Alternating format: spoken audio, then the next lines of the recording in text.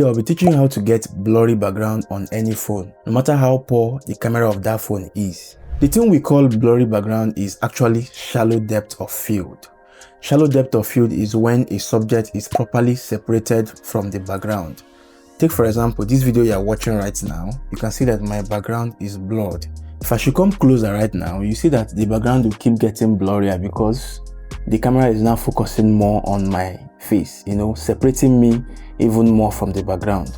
Okay, so distance also matters when you are doing background separation, which is when you want to achieve that blurry background. The opposite of shallow depth of field is deep depth of field. It means that there is no blurriness at all. Now, without further ado, let's jump into our camera. So I'm going to shoot in 1080 30 frames per second, and already you can see that the subject is being separated. I'm getting the blur that I want. Okay, if I should zoom back a bit, you will see that this subject, which is the microphone here, is no longer being separated properly. That blurriness is not coming there. Now look at this. If I should go forward, you can clearly see the subject in focus while the background is blurred. That is blurriness. Now this is one way of doing it, and not every phone has this capacity of blurring phone automatically. This is actually autofocus. Okay, to actually get this is either you go to your Pro app in your camera app if your camera has it, or if your camera does not have the Pro app, you can download a third-party app known as Protake.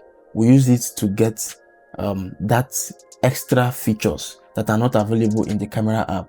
Another option is Filmic Pro, and then we have open camera. I will leave the links in the description or comments. Now I'm in Protake. First of all, you set your FPS. If you're shooting in 30 frames per second, then your shutter should be 1/2 times your frames per second, which is 1/60. So I'm going to set this to be 1/60. You can see that the settings are already coming up. You can adjust here as well. 1/60. Okay, I can go to ISO, adjust my ISO manually as well. Then you can manually adjust your focus, which is our major interest here. Now this is the focus button here. I can adjust. Okay, look at this. Can you see I'm getting that subject properly in focus manually? Now if I go closer, look at this. You can see it's getting blurry.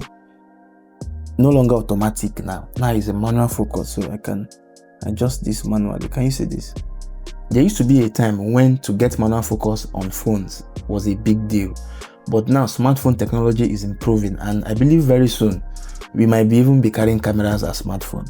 This is how you get blurry background on any phone. As simple as that. Now for those who have Pro app on their camera app, their main camera app, you can check it, and then if I go to video, you can see that this is kind of limited. Okay, but I have the option of Pro here. I can also set distance here myself. I had done these settings before anyways. This is adjusting the shutter.